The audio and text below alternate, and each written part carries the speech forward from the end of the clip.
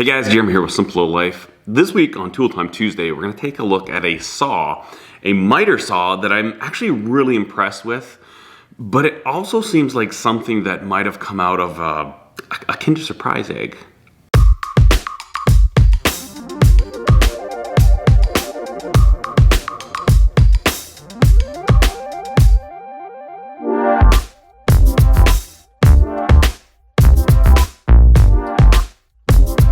So I've been playing with this saw for a couple months now and been collecting auxiliary footage, so I'll be dispersing that as I kind of talk about this thing.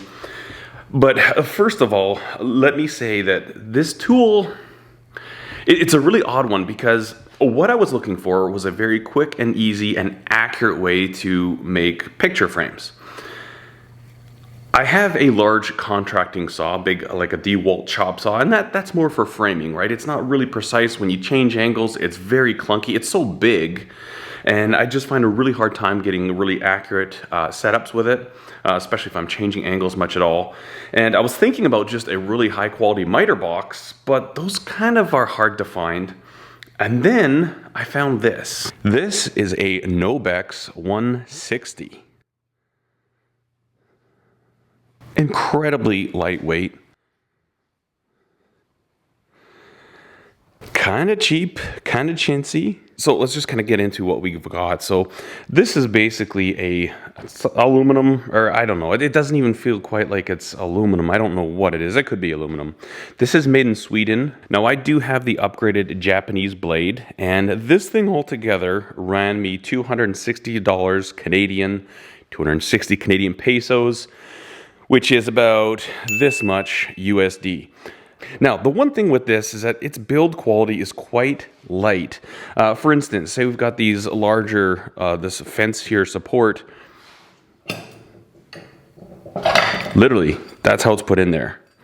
At the same time, when you go to put that in, it is so precise. Well, I've got some wood chips in there. But you just slide it in, and it locks down, and there's no movement. Like, it feels secure. So the basic concept of this is a light duty miter saw. A few things you'll notice about this: it came with these clamping mechanisms, and basically you kind of push this lever forward to make it longer, and then when you want to tighten up your material, you go like that.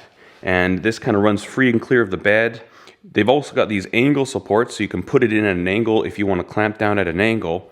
And one thing that is kind of interesting with this is that you can actually do compound miter cuts if you're doing crown molding.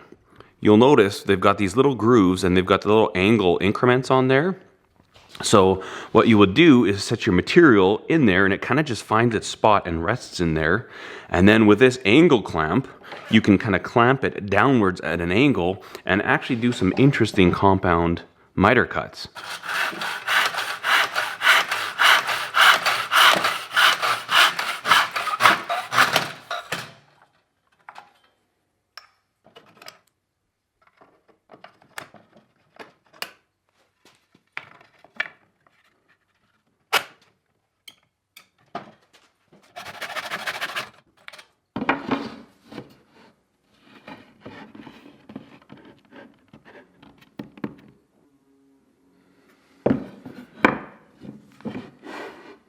We've also got this little grid right here. So we've got 45 degrees, we've got 90 degrees, 45 each direction.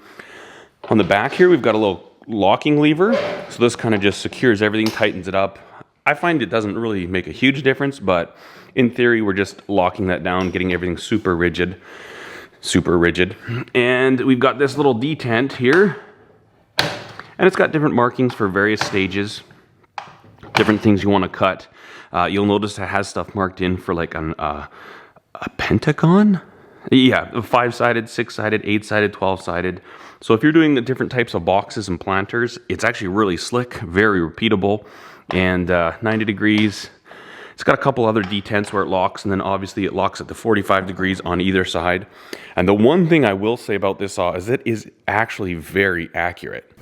Like super accurate. I would consider this a piece of precision woodworking gear, and maybe that's why it kind of gets away with being lighter. This isn't something you're going to use if you're framing a house or if you're doing any big projects. And in fact, I think a 4x4 is going to max out the capacity pretty much, and then a 2x6, you can cut those as well. Now, I will often grab this saw when I just want to cut a couple of 2x4s if I don't have an awful lot to do. It's a lot quicker than grabbing my power saw, but for now, I just have it clamped down to this little stand, and it's not ideal. It's not the best setup because I've got to really put my foot on here and crank it, but I actually have taken this outside in the past and clamped it to my workbench, and when you get it clamped down to something solid, if you were to permanently mount this on a workbench, it actually cuts really, really well. Super smooth cuts, very easy and very quick. In fact, I'll put in a few clips of real-time cutting for different materials.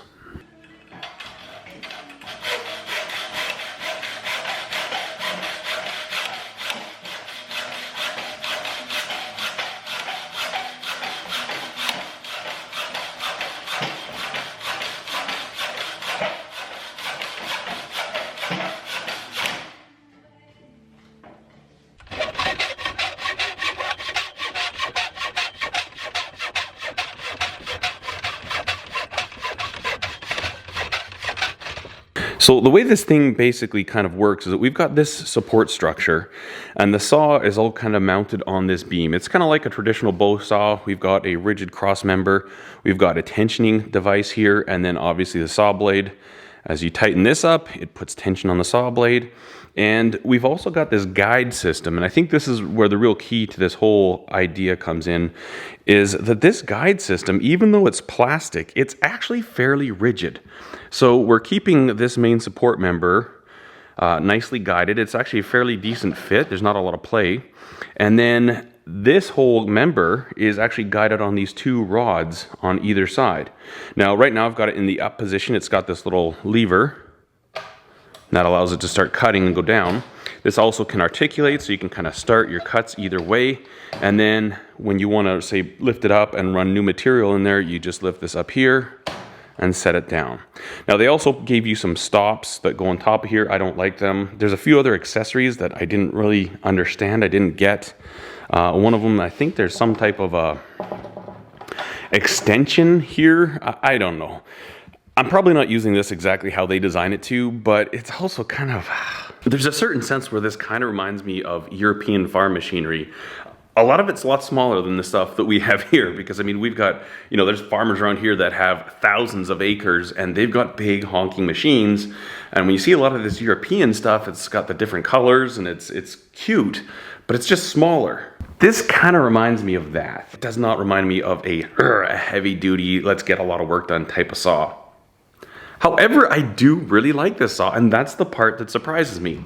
I think this thing is a great consideration if, say, you want to get into building stuff, but you don't have a shop, or if you live in an apartment, it still takes up a bit of room, but it's not that much, and it's really, really quiet. So if you're like a homeowner and you just want a small saw that you'd be able to cut a couple pieces here and there, say you want to put up some shelving in your place, I think this would be a really great option. Better than a power saw because it's quieter. It doesn't throw dust in the air like a power saw does. I mean, you've just got the dust that falls straight down, easy to clean up. And then also, say if you're going and doing a little bit of remote building, if you're building like, I don't know, a tree fort somewhere, as long as you don't have to cut big material, this is actually a viable option. And I would actually take this and cut 4x4s all day long with this. That's how fast it cuts and that's how well it is, as long as you can anchor it down. I think the key to this little tool is making sure you can lock it down somehow, get it secured, and it cuts really, really smoothly. And so far, I don't know how many cuts I've done with this, but this blade is holding up fairly well. I did get the upgraded Japanese blade, but I don't know. It's hard to know what to say about this. Mostly I just kind of want to show you this in case you're looking for some type of an option. And again, I think, say if you lived in an apartment and you want to get into making, you could make yourself some furniture with this. Absolutely 100%. You can process a lot of material, especially if you can figure a way to anchor it down, even clamp it to like a couple of 4x4s, kneel on those, get a little bit of weight on them, put some sandbags on those 4x4s. Do what you got to do. this thing is actually going to perform fairly well. And at the same time, if you're a big burly guy and you like to rough and tumbly in the workshop, you need to approach this tool with a slightly different attitude, because it is not all that robust. It's not all that tough. It's a little bit delicate. It's a little bit fragile. These clamps that they give you two, one for each side, and I already broke this part off. I mean, you can see here, this is just cheap plastic. Everything seems a little bit light duty, but it works, and the accuracy is there. And the accuracy of this thing is actually what impresses me the most about it, because, you know, say if you cut a board and it's just the tiniest little bit too long, and you go to make a cut, and you end up with like a little sliver, you take like a little wafer about a 1/16 of an inch thick off the end. It is incredible. That 1/16 of an inch is perfectly even the whole way down. And this thing is really, really repeatable, really square. And for applications like picture framing, such a gem. You want accuracy, you want precision, this thing will excel at that. The reason that I bought this was for making picture frames, and like I said, it absolutely excels at that application. But I also am trying to find a spot where I could mount this in my shop, because sometimes when you just need to cut a board, even if you're making, you know, trying to jack something up, put it on pallets or something like that, you just need a couple boards cut quickly, as long as there's no nails in them. This thing is a great one to have, because it's just quiet, you cut it, there's not a lot of mess, and bada boom, bada bing. Personally, I would rather have this saw set up all the time in my shop for the work that I do than my DeWalt, the big heavy duty kind of framing, sliding compound miter saw. I would rather have this one set up on a daily basis, ready to go. Anyways, guys, hopefully that helps you out. Hopefully that answers your questions. I paid for this. This is not sponsored, not endorsed in any way, shape, or form. I'll put a link to where I bought this saw. I actually bought this one at Lee Valley, and I'm not sure about the shipping and stuff right now, but they also have similar ones on Amazon. I'll put links to that as well. They're affiliate links, so you know the deal. If you use that link to buy this saw, I get a small little teeny tiny percentage, and it doesn't cost you any extra. Anyways, if you have any questions, let me know. Again, this isn't a full-on in-depth review, but my initial impressions, I've been using this saw for about 4 months, and $260, worth the money in my opinion. I'm actually impressed with it, even though I'm not impressed with it. It's really weird. Light duty saw, but it works. Thanks so much for watching, guys. I hope you enjoyed this video. Cheers.